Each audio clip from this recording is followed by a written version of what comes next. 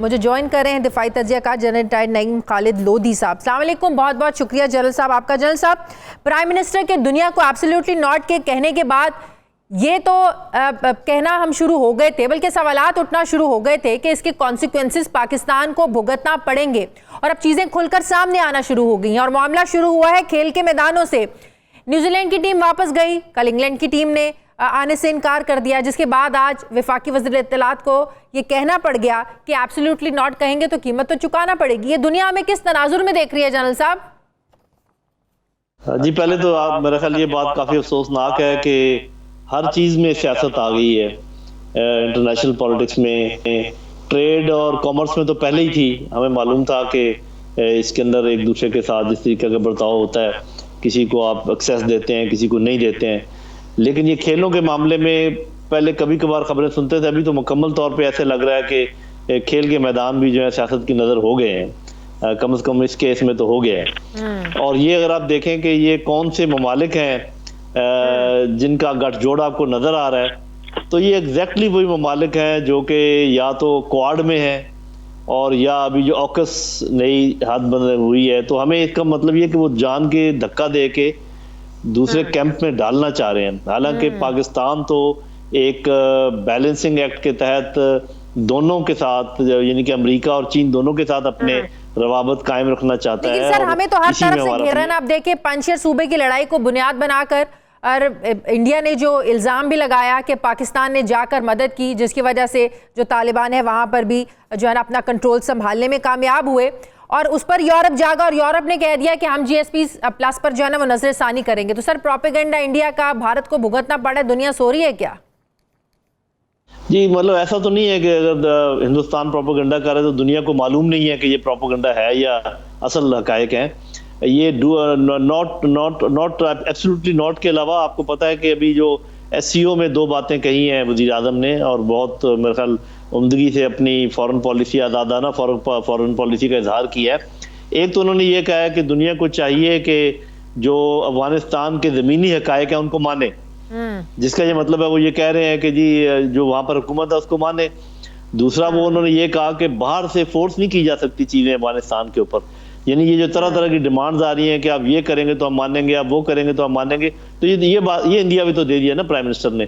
تو جب آپ ایک آزادانہ خارجہ پالیسی کی بنیاد ڈالتے ہیں اور اس کو آگے بڑھانے کی کوشش کرتے ہیں تو یہ چیزوں کا سامنا تو آپ کو کرنا پڑتا ہے.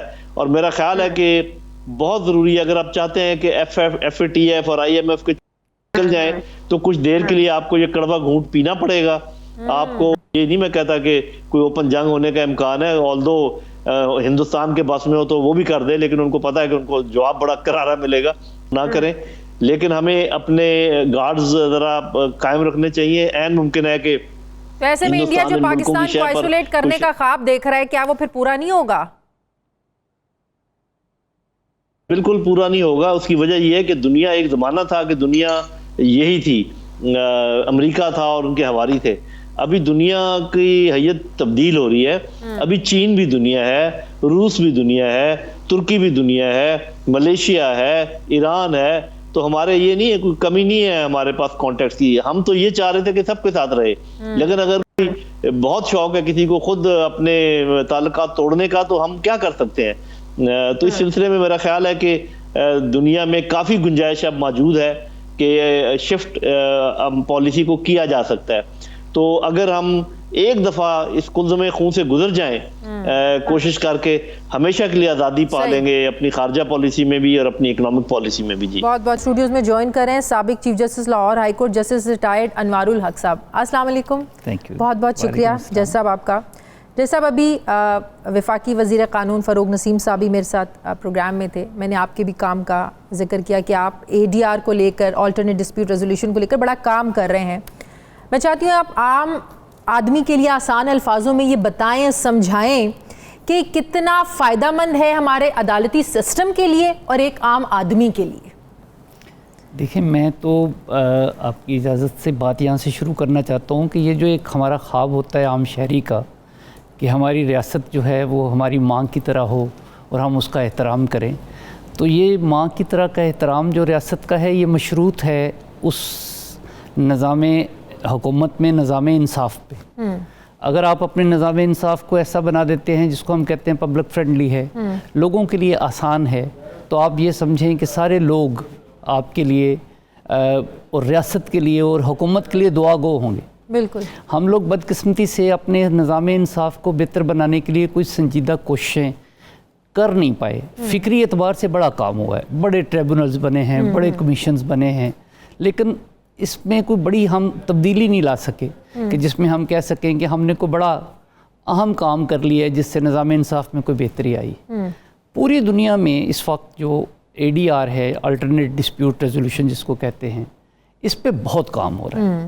اور مجھے آج سے کوئی 3 ہفتے پہلے امریکہ میں یہ دیکھنے کا موقع ملا اور وہاں کے سپریم کورٹ کے ایک جج صاحب سے میری ملاقات ہوئی، تو بہت حیرت ہوئی مجھے، یقین کریں کہ جب انہوں نے مجھے بتایا کہ 98% لٹیگیشن امریکن ADR پہ منتقل ہو چکی۔ اچھا، یہ بہت بڑی بات ہے۔ سکسیس ریٹ 98% ہے، اور وہ کہہ رہے تھے کہ 90% پہ تو بہت سے ہمارے باقی دوسرے جو مغربی ممالک ہیں وہ پہنچ گئے۔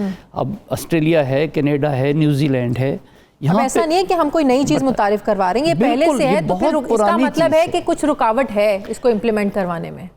بہت پرانی چیز ہے۔ اس کو اگر ہم دیکھیں کہ باقی دنیا میں 30 سال سے یہ تقریباً امریکہ میں رائج ہے، اور اسی طرح سے برطانیہ میں ایک وولف رپورٹ آئی تھی، وہاں کے چیف جسٹس نے رپورٹ دی، اور انہوں نے کہا کہ ہمارے پاس کوئی حل نہیں ہے اپنے لوگوں کو انصاف پرووائڈ کرنے کے لیے جب تک ہم ADR پہ نہ آئیں۔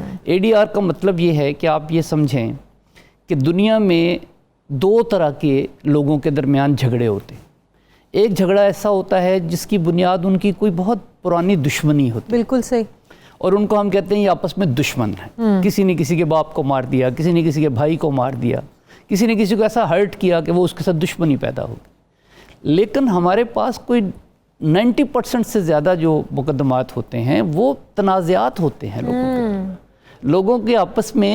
یہ بھی ADR میں آتے ہیں؟ یہ سارا کچھ ہی ADR میں آتا ہے۔ اچھا، دیکھیے، جب آپ کا کوئی تنازع ہوتا ہے اپنی پراپرٹی کے بارے میں، اپنی فیملی کے بارے میں، اپنے بچوں کے بارے میں، اپنے ہیومن رائٹس کے بارے میں، تو یہ ساری چیزیں جو ہیں ان کو آپ نے ریزالو کرنا ہوتا ہے۔ اور کسی تنازع کو ریزالو کرنے کا مطلب یہ ہے کہ آپ کسی آدمی کے ساتھ ایک تنازع میں ہیں اور آپ پھر غصے میں ہیں، یہ نیچرل ہے، یہ اس کا نیچرل کانسیکوینس ہے کہ آپ کو کسی کے بارے میں یہ غلط فہمی ہو جائے، اس نے میرا حق غصب کر لیا، اس نے میری زمین پہ قبضہ کر لیا، تو آپ غصے میں آ جائیں گے۔ اب وہ جو دونوں کے درمیان تنازع ہے اس کا ایک حل ہے، اور وہ حل اسی زمین پہ موجود ہے، صحیح، لیکن اس حل تک پہنچنے کے لیے آپ کا غصہ اور آپ کی انا جو ہے وہ آپ کو اس طرف جانے نہیں دیتی۔ جیسے بعض اوقات چیز آپ کی جیب میں بھی ہوتی ہے اور آپ غصے میں اور گھبراہٹ میں اس کو تلاش نہیں کر پاتے، بالکل، چابی کو کھو جاتی ہے بعض اوقات اپنی ہی پاکٹس میں، آپ کے اپنے پرس میں کوئی چیز ہوتی ہے اور آپ کو ملتی نہیں۔ اچھا، مجھے لگتا ہے یہ فیملی میٹرز کے لیے زیادہ امپورٹنٹ ہے، اسپیشلی سارے میٹرز کے لیے امپورٹنٹ ہے، اور ADR جو ہے پوری دنیا میں تقریباً ہر میٹر میں ہے، اور ہمارے ہاں پاکستان میں تو خاص طور پہ جب سے ہمارے پاس یہ فوجداری نظام میں قصاص اور دیت نافذ ہوا ہے، اب ہمارے پاس اس میں بہت بڑی گنجائش کرمنل کیسز میں پیدا ہو۔ ابھی فاروق صاحب سے میری بات ہو رہی تھی، وہ کہہ رہے تھے ابھی انیشیلی ہم اس کو فیملی کیسز میں لے کر اس تناظر میں لے کر چل رہے ہیں، with the passage of time. میں نے بھی چودھری فواد صاحب کی بات سنی ہے آج میڈیا پہ، اور مجھے بہت اچھا لگا کہ حکومت نے بالآخر اس کی اہمیت کو سمجھنے کی کوشش کی ہے اور جان لیا ہے کہ اس کے بغیر ہمارے پاس حل ہے نہیں، کوئی بھی آپ کے پاس الٹرنیٹ نہیں ہے اس کا۔ آپ نے 21,60,000 مقدمات کی بات کی، میں یہاں پہ ایک بات آپ کے ساتھ شیئر کرنا چاہوں گا جو ہمارے عدالتی نظام کے لیے بہت ضروری ہے سمجھنے کے لیے، عام لوگوں کے لیے، کہ یہ 21,60,000 کیس پاکستان میں پینڈنگ ہیں، یہ درست بات ہے، بالکل صحیح، لیکن آپ میں سے بے شمار لوگوں کو شاید پتہ نہیں ہے کہ ہر سال پاکستان میں ہمارے یہ 3,060 جج جن کا آپ نے ذکر کیا ہے، یہ 35 سے 40 لاکھ مقدمات فیصلہ کرتے ہیں۔